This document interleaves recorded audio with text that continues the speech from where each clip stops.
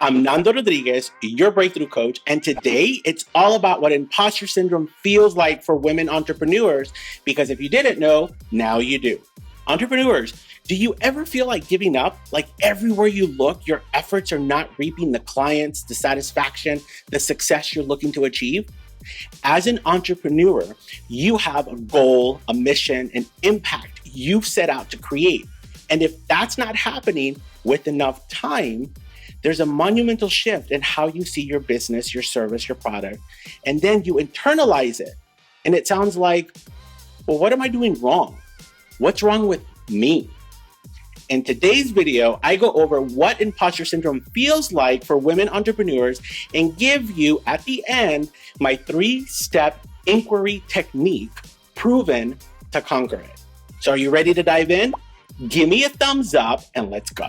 There's a reason why women only make up 30% of the entrepreneurial landscape. That's not by accident. When you're caught up in overthinking, you're not fully expressed and are unable to contribute.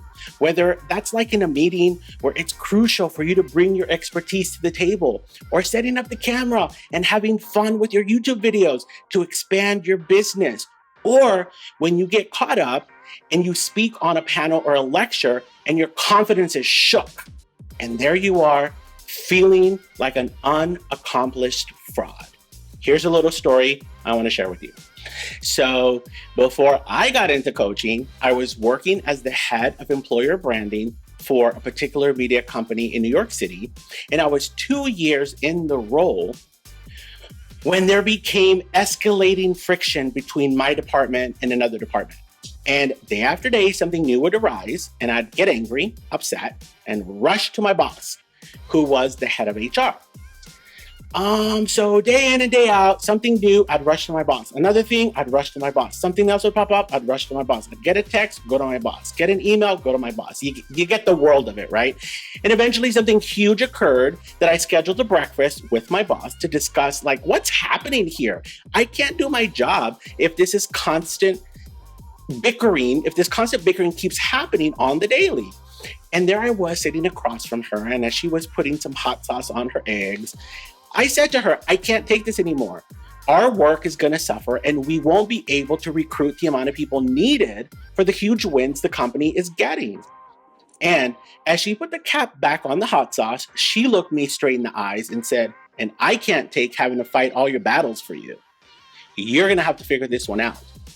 I've got my own job to do, and it's not playing mediator with you in the other department. At that moment, remember, recovering drama queen over here, the room started to spin. I saw hot sauce all over the place. It was dripping all over the walls.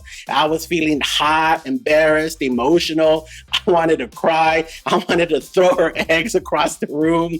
I wanted to take the pretty little vase that was sitting on the table and take it back to my desk because it would fit perfectly next to my Wonder Woman figurine.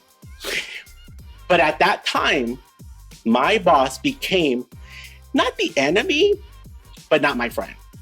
And it wasn't too long after that, I was laid off. Today, after so much coaching and many a breakthrough, what she was telling me was, your imposter syndrome has taken over and you're paralyzed to make the decisions that justify why we hired you in the first place. Nando, show up as the confident leader we hired to run the department. Before we go on any further, how many of you expect others to fight your battles? Let me know in the comments below. I know I can't be the only one. I was too in my head about things. The feedback I was getting from the other department had me questioning everything, overthinking, doubting myself, and it was spilling over to how I was showing up in meetings, pitches, and brainstorms. What I want you to get is that imposter syndrome isn't just a thing isolated to a thought. It literally has legs and infiltrates your work, your career, your way of being, your confidence, your ideas, and it has you convinced you're not good enough, smart enough, or that you're not the expert you thought you were. And the impact of that is low self-esteem, low drive to innovate, lack of confidence to support your ideas, and a little bit of paranoia. People aren't talking about this side of imposter syndrome, and it's very real. This is how it's impacting your career and your income, and more importantly, your business, your brand. It's not that you can't jump on a call and land another contract. It's that you've jumped on 5 calls in the last month where the answer was no, and it's got you shook up into the imposter syndrome mindset that you're not going to land that 6th one. And as I coach more and more women entrepreneurs, when I share my own story, it's like a whole new understanding opens up for them. They say things like, Nando, is this why my ideas are never chosen at work? Is this why I'm never the lead? This explains why I keep getting fired. Once my decisions are questioned, my mojo's gone. Exactly. So what does imposter syndrome feel like? It's paralyzing, has you feeling powerless, and it's exhausting. So how do I overcome this? It's not an overcome it by watching a one video thing. Sorry, I know we're all looking for the one pill, the solution, the easy way to conquer imposter syndrome formula, but I'm always gonna keep it real with you. I'm gonna keep it 100. It's inside of creating a practice that you practice when the feelings or thoughts invade your head and body. Because a lot of the times it's a physical paralyzing, you can't say something or you can't move because you're caught overthinking, right? Or you're feeling powerless. And at the end of it all, you're just like so exhausted. I can tell you where to start. Are you ready? Okay. The first thing is to acknowledge that something is impacting your performance in being effective. That's it.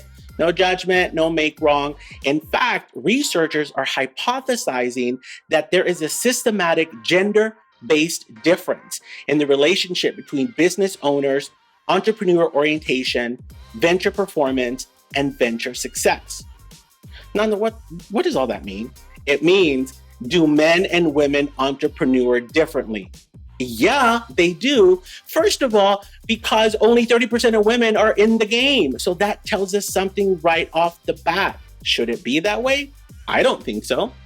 Right now, I'm concerned about how it's impacting you though, because imposter syndrome is infiltrating your business.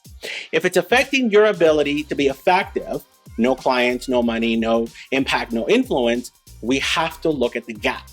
And sometimes that gap looks like it's a real battle in your business when there's no battle. It's just a gap. It's a gap in communication. It's a gap in how you express yourself. It's a gap between who you are and the expert you are. Okay, if this video is making a difference for you and you're discovering something new about yourself, please share it and subscribe to my channel. Hit the bell so you know when the next one's coming up, okay? Number 2, what's at the heart of your ineffectiveness? For me, I was wanting to be liked and seen as the almighty expert. Don't question me, I have spoken. So what's at the heart of your ineffectiveness? Being discovered. And number 3, feedback is not the enemy. Like, wouldn't it be great if no one ever questioned us? Once we spoke, that was it. Not really. Inside those questions are the opportunity to take your idea to the next level. Inside those questions is the chance to go bigger. Inside those questions is the access for more funding, for a bigger audience, just more. When you close the door on feedback because imposter syndrome has you convinced that people are out to get you, that everyone's against you, you begin to think your job is unsecure, that your business is destined to fail, or that your expertise is questionable. Again, this video isn't the cure, but it's the start of a practice that if you do this every time those imposter syndrome thoughts invade, you will create the breakthrough you need to create major waves and shifts in your business and always hold your head up high. And this leads me to today's Nandoism. Never bend your head. Always hold it high. Look at the world straight in the eye. If you're interested in creating breakthroughs in your business because you know you have an amazing idea, product, or service, but you haven't seen movement in paid clients, funding, or you're not able to close deals because imposter syndrome is holding you back, let's jump on a call together. Okay, let's see what these obstacles are and work on something for you. So fill out my coaching application. The link is down below, and someone from my team will reach out to you within 48 hours and we'll set this up. We will create some amazing work together, but you got to start by filling out the application and booking a call. I'm Nando Rodriguez, your breakthrough coach. And remember, I'm here empowering you to create unlimited impact, influence, and income.